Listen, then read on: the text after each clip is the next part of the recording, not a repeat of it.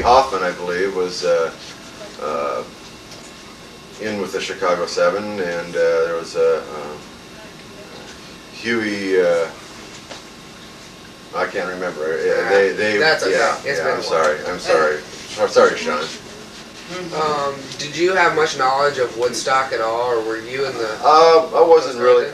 Yeah, I was in the Coast Guard then. I listened to the music, but when you're kind of stationed, I was in Sitco, Alaska, and there wasn't much hippie stuff going on up there because it's pretty small town, and I wasn't really able to get around it.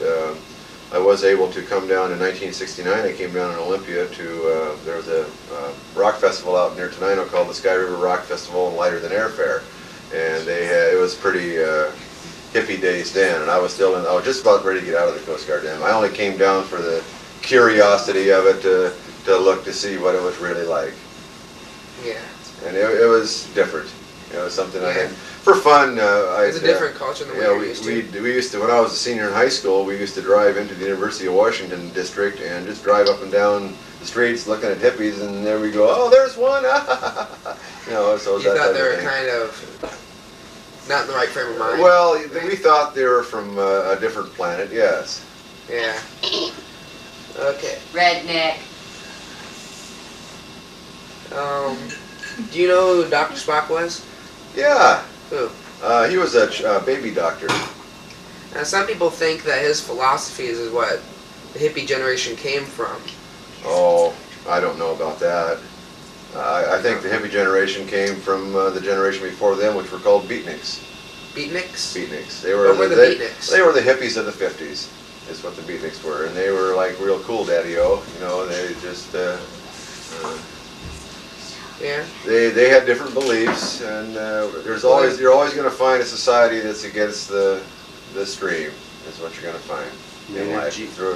From the rest of your life on, you're going to find a society there's people that are against it, against the way to be. Maynard G. Krebs. What were the kind of music that you liked in the 60s? Well, actually, in the middle 60s, I kind of liked the R&B that the black groups put out, the Motown sound. I enjoyed them, and then local bands around here that I used to go see all the time were Paul Revere and the Raiders. I enjoyed Paul Revere and the Raiders, and the Kingsmen, and Merrily Rush and the Turnabouts. They were all good local bands. What kind of music would you compare that to today? What artists?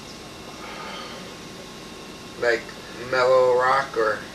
No, they weren't really mellow rock. They were rock and roll. They weren't. They weren't the heavy metal. They weren't soft. No, they weren't heavy metal. No. Okay. At the time, and at that time, there really weren't too many real heavy metal groups. Later on in the '60s, when you get into Led Zeppelin and a few of those groups, it got a little bit heavier. You got into the drug-oriented type music. What were the kind of styles of clothes that you were wearing? Well, all I wore were uniforms and blue dungarees and chambray shirts because I was in the Coast Guard. But when I got off base, I still wore my bell-bottoms and... You owned bell-bottoms? Well, that's what we had in the service were bell-bottoms. They served a purpose. What were they? Well, if you ever were cast adrift at sea, they were easy to take off, and you could tie off the ends and make yourself a life preserver out of them real quickly. Not many people know that. Is that what the same things you wore before going into the Coast Guard? Before the Coast Guard in high school, you mean? Yes. No, it was pretty much peg leg, straight leg jeans and. It wasn't a dress code at your high school. Wingtip shoes. Well, all the girls had. The girls couldn't wear slacks or pants or shorts. Excuse me. They had to wear dresses, skirts and dresses. And did the dresses have to come down to a certain length? That I don't remember. I never wore any. Well, that you remember, but. Okay, it looks like we're kind of out of time now, so I thank you for stopping by. Thank you, Sean. Thanks for having me on your show. That's all right. Come back sometime.